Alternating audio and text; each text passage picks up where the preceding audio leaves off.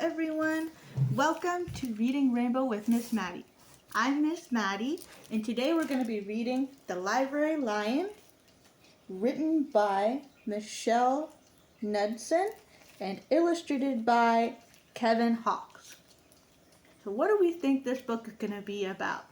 Let's think. Well, we have our live title, The Library Lion. And we have this big, beautiful lion right up here in the front that our illustrator, Kevin Hawks, drew for us in a library. So maybe it's about a library and a lion. Let's find out together. So first, when we open up our page, we have our picture right here. That's part of our cover book. So in this sleeve right here, we have a short description of our book and what it's about. So it starts as Miss Merriweather, the head librarian, is very particular about the rules in the library. No running is allowed. And you must be quiet, so shh. But when a lion comes to the library one day, no one is sure what to do. There aren't any rules about lions in the library. It turns out, though, that the lion seems very well suited for the library. Who knew? His big feet are quiet on the library floor. He makes a comfy backrest for the children at story hour. Isn't that nice? And how he never roars in the library, at least not anymore. I wonder why that is, not anymore. But when something terrible happens, the lion helps in the only way he knows how. Could there be a good reason to break the rules, even in the library? Michelle Knudsen and Kevin Hawks offer an affectionate ode not just to the rules, and when to follow them, but also to that wonderful place, the library. Isn't that nice? So as before, we have a watercolor type illustration of a lion walking across the sidewalk in front of a fence and feeling like a neighborhood. Maybe he's on the way to the library. Let's find out together. So here on this page right here, we have our dedication. It says, in loving memory of Carol J. Buckley, shining star of the Cornell University Library, who always had room in our heart for a new friend. We miss you. Signed, M.K.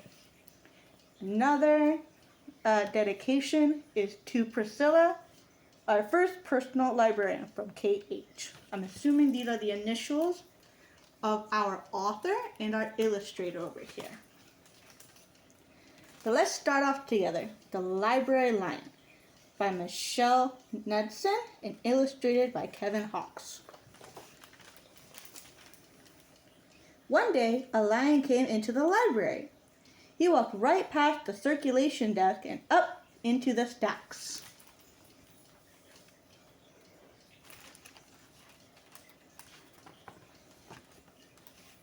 Mr. McBee ran down the hall to the head librarian's office. Miss Merriweather, he called. No running, said Miss Merriweather without looking up. But there's a lion, said Mr. McBee, in the library. Is he breaking any rules? Asked Miss Merriweather. She was very particular about rule breaking. Well, no, said Mr. McBee. Not really. Then leave him be.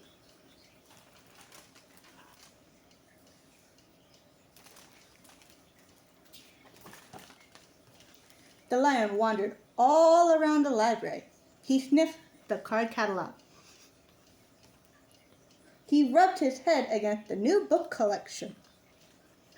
Then he padded over to the story corner and went to sleep. No one was sure what to do. There weren't any rules about lions in the library.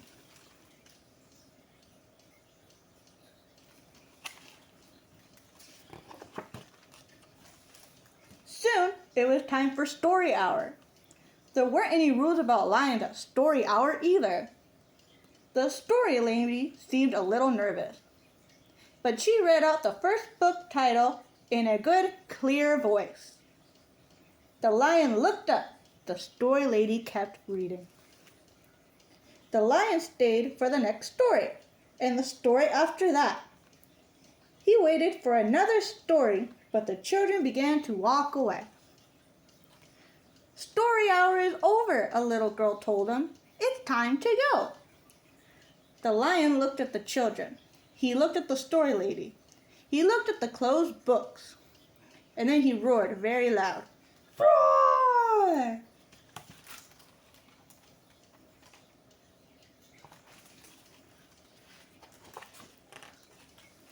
Miss Merriweather came striding out of her office. Who is making that noise? She demanded. It's the lion, said Mr. McBee.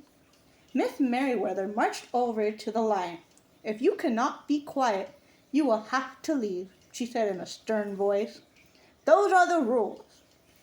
The lion kept roaring. He sounded sad. The little girl tugged on Miss Merriweather's dress. If he promises to be quiet, can he come back for story hour tomorrow? She asked. The lion stopped roaring.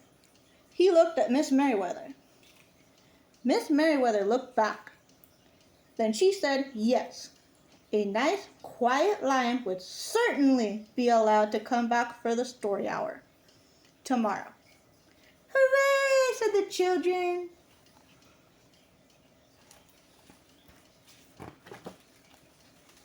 The next day, the lion came back. You are early, said Miss Merriweather.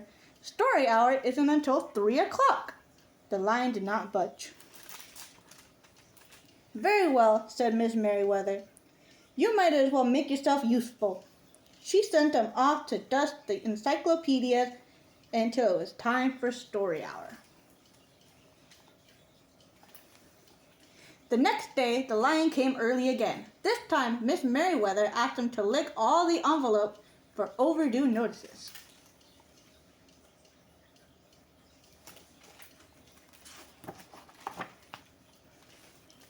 Soon, the lion began doing things without being asked. He dusted the encyclopedias, he licked the envelopes, he let small children stand on his back to reach books on the highest shelf. Then he curled up in the story corner to wait for story hour to begin.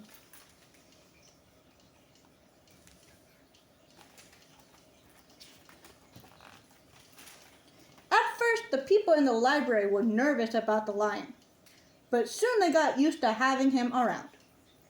In fact, he seemed very well suited for the library. His big feet were quiet on the library floor. He made a comfy backrest for the children at story hour, and he never roared in the library anymore. What a helpful lion, people said. They patted his soft head as they walked by. How did we ever get along without him? Mr. McBee scowled when he heard that. They had always gotten along fine before. No lions were needed. Lions, he thought, could not understand rules. They did not belong in the library.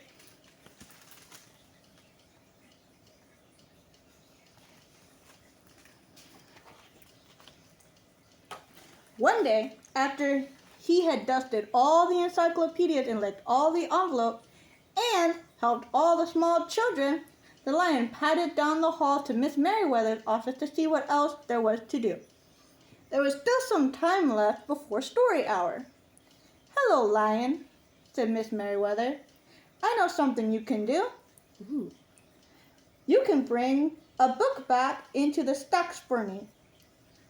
Let me just get it down from the shelf. Miss Merriweather stepped onto the step stool. The book was just out of reach. Miss Merriweather stood on her toes. She stretched out her fingers. Almost there, she said.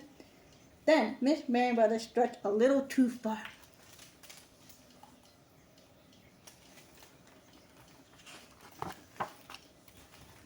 Ouch, said Miss Merriweather softly. She did not get up. Mr. McBee, she called after a minute. Mr. McBee! But Mr. McBee was not at the circulation desk. He could not hear her calling. Lion, said Miss Merriweather, please go and get Mr. McBee. The lion ran down the hall. No running, Miss Merriweather called after him.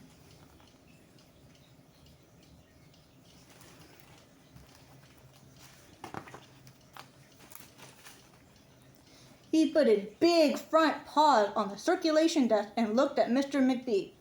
Go away, Lion, said Mr. McBee. I'm busy.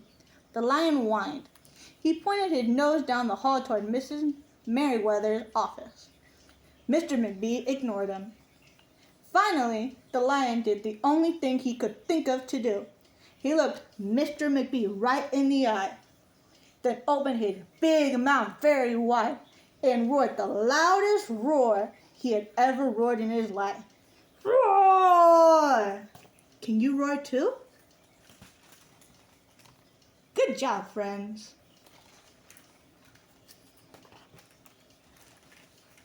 Mr. McBee gasped. You're not being quiet, he said to the lion. You're breaking the rules. Mr. McBee walked down the hall as fast as he could. The lion did not follow him. He had broken the rules. He knew what that meant. He hung his head and walked toward the doors. Mr. McBee did not notice. Miss Merriweather, he called as he walked. Miss Merriweather, the lion broke the rules. The lion broke the rules.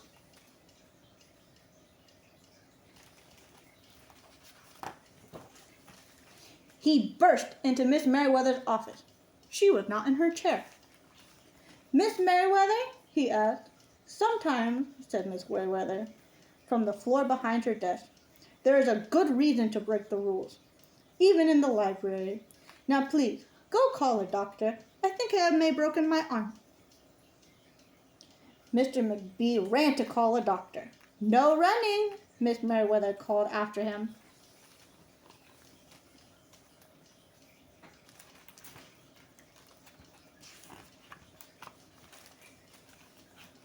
The next day, things were back to normal. Almost. Miss Merriweather's left arm was in a cast. The doctor had told her not to work too hard. I will have my lion help me, Miss Merriweather thought. But the lion did not come to the library that morning. At 3 o'clock, Miss Merriweather walked over to the story corner. The story lady was just beginning a story for the children. The lion was not there.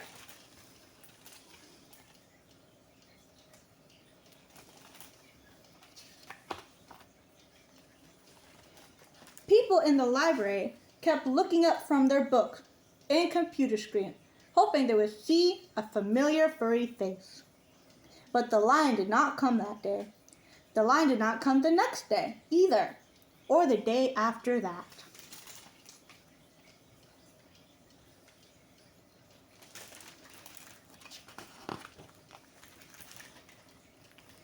One evening, Mr. McBee stopped by Miss Merriweather's office on his way out. Can I do anything for you before I go, Miss Merriweather? He asked her. No, thank you, said Miss Merriweather. She was looking out the window. Her voice was very quiet, even for the library. Mr. McBee frowned as he walked away. He thought there was probably something he could do for Miss Merriweather after all.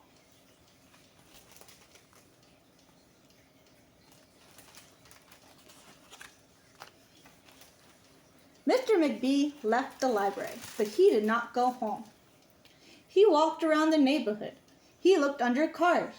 He looked behind bushes. He looked in the backyards and trash cans and tree houses.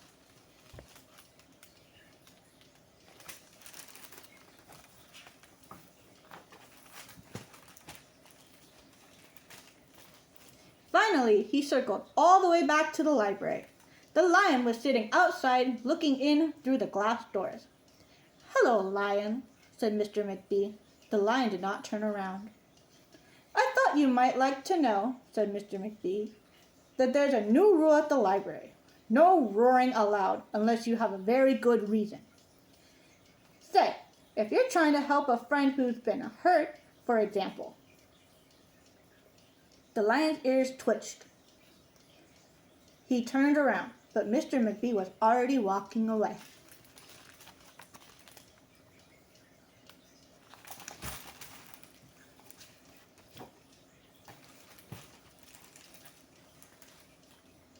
The next day, Mr. McBee walked down the hall to Miss Merriweather's office. "What is it, Mr. McBee?" said Miss Merriweather in her new, sad, quiet voice. "I thought you might like to know," he said, Mr. McBee, "that there's a lion in the library." Miss Merriweather jumped from her chair and ran down the hall. Mr. McBee smiled. "No running," he called after her. Miss Merriweather didn't listen.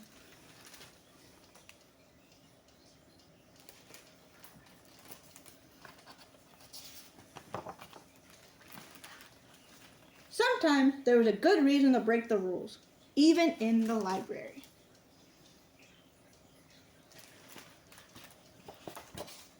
The end, my friends. And there is our back cover page, just similar to the one that we had up at the front. This seemed to be a continuation. Mayhaps this is the entrance of the library that we see here on this back cover page. That's a part of the cover. This is not a paper. This is attached to the cover, except for this page right here. And then on the right over here, we have a little description about our author, Michelle Knudsen, and our illustrator, Kevin Hawks.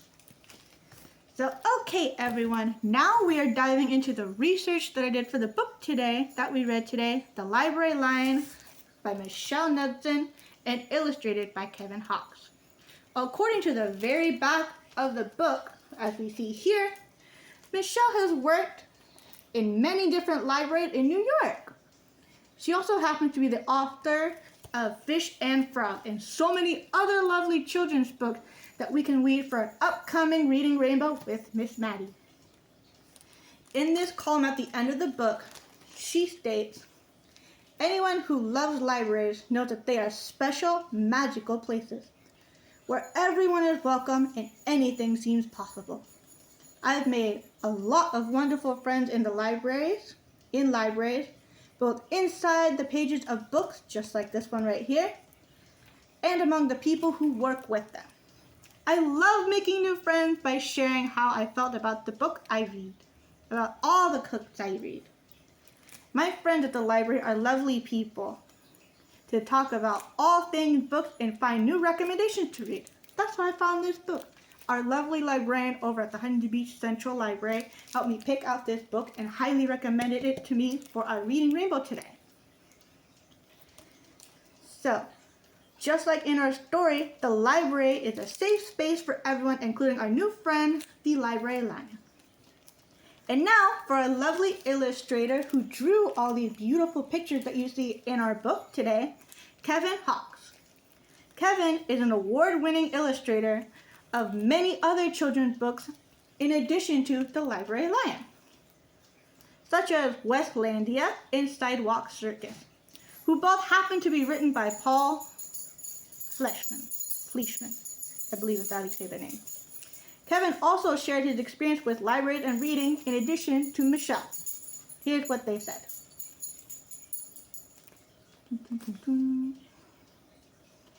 Illustrating Library Lion was like going back to the library I knew as a child. I can't think of a nicer thing than sharing a story hour with my own private lion. I wanted the illustration to remind me of those simple days when a visit to the library was as exciting as a trip to the zoo. Only better. Well said, Kevin. We are happy to enjoy your beautiful illustrations as much as you enjoyed creating them. Well, that's all the time that we have for today's Reading Rainbow with Miss Maddi. Thank you for listening, friends, and I'll see you next time in our story time with Miss Maddi. Happy reading!